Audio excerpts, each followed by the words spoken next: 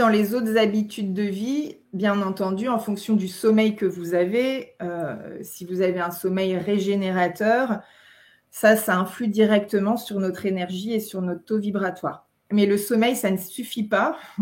Les temps de pause sont essentiels pour se régénérer, faire une pause, prendre un break, prendre du temps pour soi.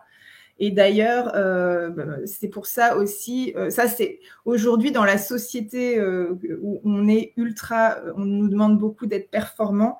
On a 10 000 activités et donc c'est vrai que le fait d'avoir aussi un taux vibratoire élevé, ça passe aussi par le fait de se régénérer, de prendre du temps pour soi et c'est comme ça qu'on va pouvoir donner à 200% pour les autres.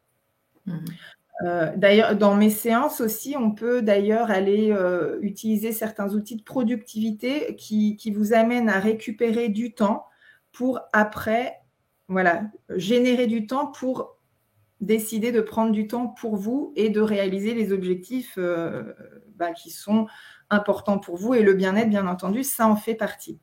Et ça, c'est super intéressant. Et là, vous pouvez vous poser la question, vous qui êtes entrepreneuse et qui regardez cette vidéo pour la majorité, qu'est-ce qui vous empêche justement de prendre ce temps? Donc, vous savez, comme j'adore travailler sur le mindset, ce qui serait intéressant, c'est là, devant cette diapo, plutôt que se dire, ah, mais oui, ça je sais, et puis c'est encore revu et revu et revu. Ouais, mais vous savez que si on revient toujours aux fondamentaux, Ouais. c'est qu'il y a une raison. Et surtout quand on est au niveau de la vitalité, je pense que tu seras d'accord avec moi, cette diapo-là, elle est trop souvent négligée. Trop souvent. Parce que quelquefois, on se trimballe de la culpabilité de s'arrêter. On a peur que si on s'arrête, on aura moins de résultats. Et on a vite associé au cours de notre trajet entrepreneurial souvent le si je fais pas assez, j'ai pas assez de clients. Donc le repos égale la mort. OK? Donc je vais aller jusque-là, pousser jusque-là pour vous faire un petit signal d'alarme là-dessus. Parce qu'en ce moment, je travaille beaucoup avec mes coachés sur le rapport à la fatigue. Et là, il faut dire stop. Ça suffit les filles. Posez-vous un instant la question.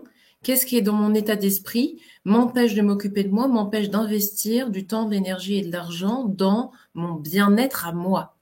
Ouais. Parce que si vous ne le faites pas, comment vous pouvez demander à vos clients de le faire? Bam. Quand ma Ouais. coach m'a dit ça, j'ai fait, ouais, là, on va revenir, on va reculer d'un Ouais. cran un petit peu. Si moi-même, je ne le fais pas, comment je peux demander à mes clientes de le faire? Ce que vous allez vibrer, c'est simplement, fais ce que je dis, fais pas ce que je fais. Donc, vous ne Exactement. serez pas authentique et ça va se ressentir. Vous voyez jusqu'où on va où? Donc, please, occupez-vous de vous et regardez ces diapos avec ce regard-là. Évidemment que les infos qu'on vous donne, vous les connaissez. Et heureusement. Oui. Mais après, en effet, l'idée, c'est de se demander, est-ce que vous le faites?